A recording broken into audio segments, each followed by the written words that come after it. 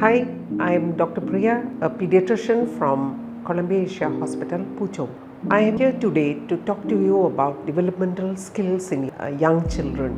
Developmental skills are classified or grouped into several domains. Number one is the gross motor. Gross motor is the large movements of the child as sitting, crawling, standing, even walking. Fine motor involves the small muscles and involves small movements like grasping, poking right with a pencil, color. All these come under fine motor domain. The next domain is the speech and language, where children actually understands language, understand what we are telling them and respond also, like the receptive language as well as expressive language. And finally, it comes to social skills and play. For example, whether they are able to feed themselves, whether they are able to drink from a cup, whether they are able to go to the toilet, whether they are able to dress or undress themselves. All these come under the social aspects and play skills as well. These are the main domains of child development. So every time you visit your pediatrician for whatever reason, for vaccination or illnesses, the pediatrician usually will ask from the mother what the child is able to perform. There are certain sequences. Normal development follows in a very recognized sequence.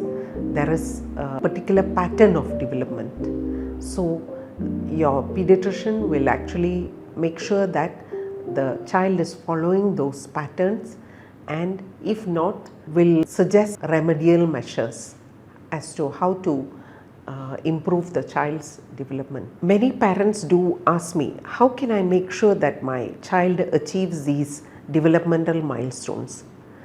So one of the things when you talk about achieving developmental milestones is adequate stimulation to the child. The child must be in an environment where these skills are nurtured and child is given the opportunities to practice those skills and make it more refined and strong. Number two is the physical health of the child. If the child is not well, if the child is having fevers and cough and flu and all very frequently, then of course they are not happy to participate in play activities that enhance their development.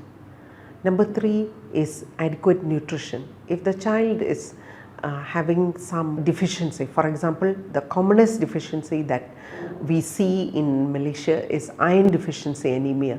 So if the child is not taking enough iron rich foods, if the child is not able to have good iron stores, the hemoglobin levels are not adequate, the child is not able to play and participate in activities that improve development. Another factor is parental factors. Sometimes parents are too busy.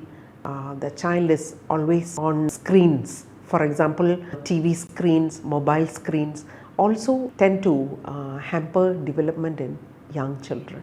These are some of the factors that can cause developmental delays in children.